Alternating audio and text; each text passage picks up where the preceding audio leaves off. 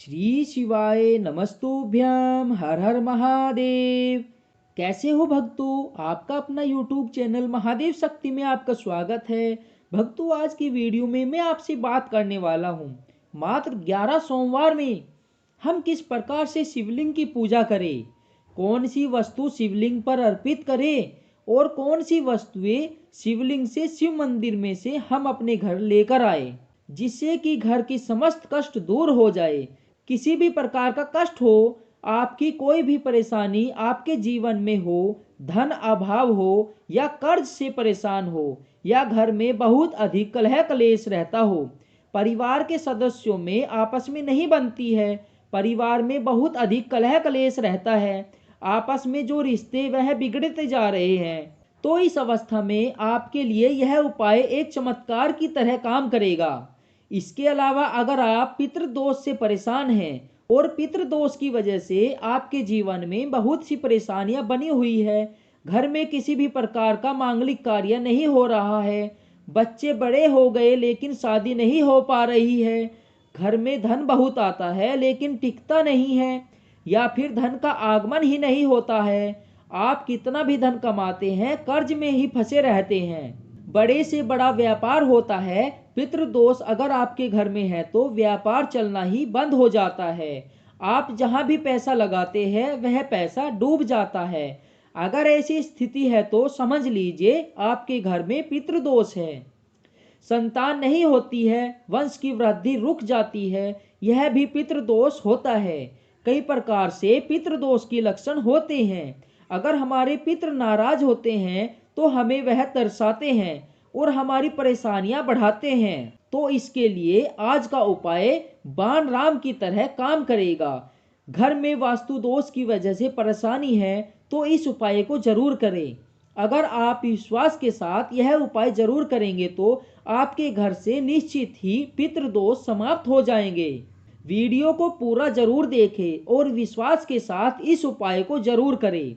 निश्चित ही आपके जीवन में परिवर्तन जरूर आएगा, क्योंकि आज हम महादेव जी की शरण में जा रहे हैं, जो कालों के भी काल है, समस्त प्रकार के दुखों का निवारण करने वाले महाकाल है। महादेव की शरण में जब हम पूर्ण विश्वास से जाते हैं तो निश्चित ही हमारी जो समस्या है उनके लिए तिनके के समान होती है।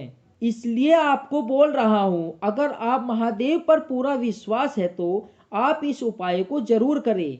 करना क्या है देखिए, सोमवार के दिन आपको शिव मंदिर जाना है, और हाँ, यह उपाय शिव मंदिर में जाकर ही किया जाएगा। आपके घर में शिवलिंग है तब भी आप यह उपाय नहीं कर सकते, बाहर आपको मंदिर में जाना ही पड़ेगा। इस उपाय को करने के लिए बिना मंदिर जाए इस उपाय का लाभ आपको नहीं मिलेगा, इसलिए मंदिर जाना बहुत जरूरी है, क्योंकि मंदिर में जो शिवलिंग होता है उसकी एनर्जी बहुत अधिक होती है, इसलिए मंदिर में जाकर की गई पूजा शीघ्र ही फलदायक होती है। यदि आपको कोई भी उपाय करना है और बहुत जल्द आपको लाभ लेना है तो मंदिर में जाकर ही उसकी आपको पूजा अर्चना करनी होगी।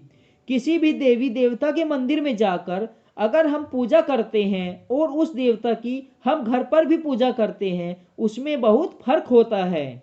इसलिए प्रयास करें, अगर आपको बहुत अधिक परेशानियां हैं तो मंदिर में दर्शन के लिए पूजा करने के लिए जरूर जाए। आधी से अधिक परेशानियां तो दर्शन करने मात्र से ही दूर हो जाती है।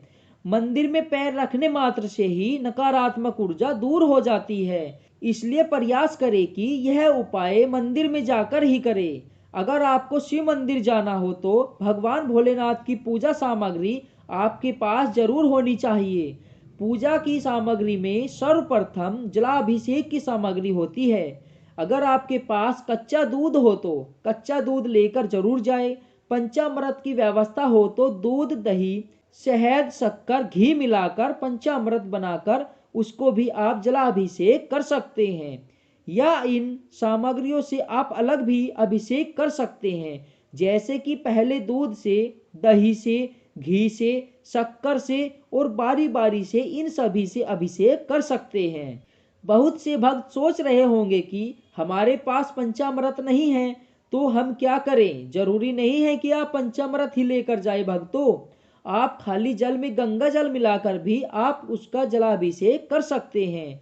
लेकिन संभव हो और उपलब्ध हो तो आपके पास पंचामृत की सामग्री से ही आप शिवलिंग का जलाभिषेक करें।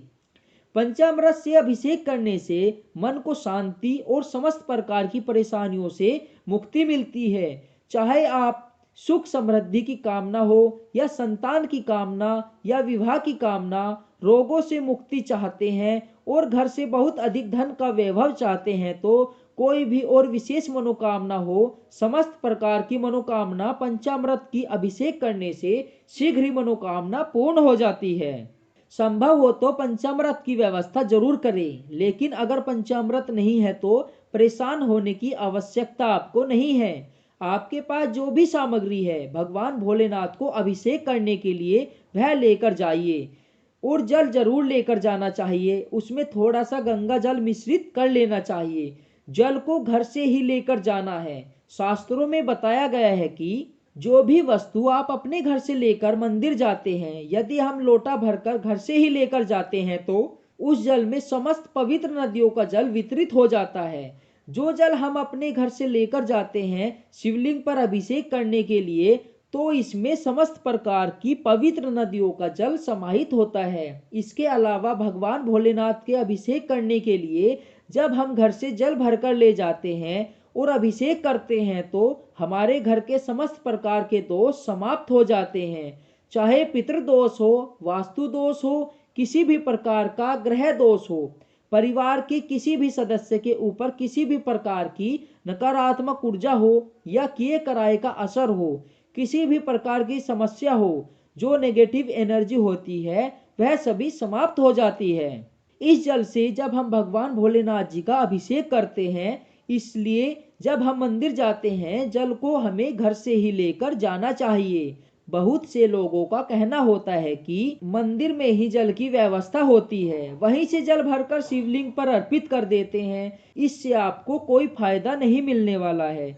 जिसके लिए आप मंदिर जाते हैं, मंदिर हम जाते हैं ताकि हमारे घर की जो भी परेशानियां हो वह दूर हो जाए। वह तब दूर होगी जब हम अपने घर से जल लेकर मंदिर जाएंगे भगवान भोलेनाथ का अभिषेक करने के लिए। इसलिए जब भी आप मंदिर जाते हैं घर से पात्र में ही जल भरकर लेकर जाए। उसमें अगर गंगा जल हो तो वह भी मिला सकते हैं, या न हो तो सिर्फ शुद्ध जल भरकर आप भगवान भोलेनाथ का अभिषेक करने के लिए घर से ही जल लेकर और पूजा की सामग्री में आपको बेलपत्र लेकर जाना है। सफेद चंदन ले लीजिए भोलेनाथ जी को अर्पित करने के लिए। इसके साथ ही आपको दीप दान अवश्य करना है, यानी कि दीपक अवश्य लेकर जाना है। चाहे आप तिल का तेल या शुद्ध घी का दीपक जला सकते हैं।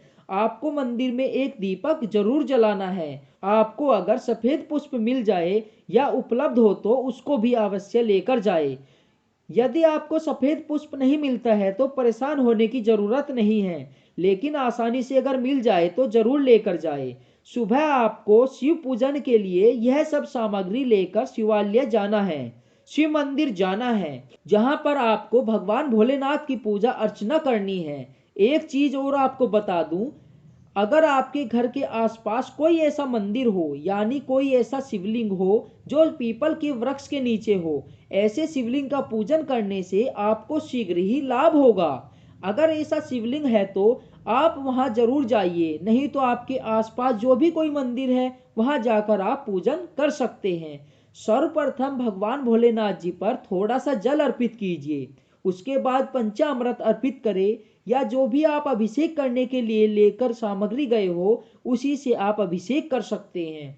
उसके बाद फिर से आपको भगवान भोलेनाथ जी पर जल अर्पित करना है। पतली धार बनाकर ओम नमः शिवाय इस मंत्र का जाप करते हुए जल को समर्पित करना है और इसके बाद सफेद चंदन लगाए, बेलपत्र अर्पित करे, पुष्प अर्पित करे और भगवान भोलेनाथ का मंत्र जपते हुए दीपक को प्रज्वलित करे।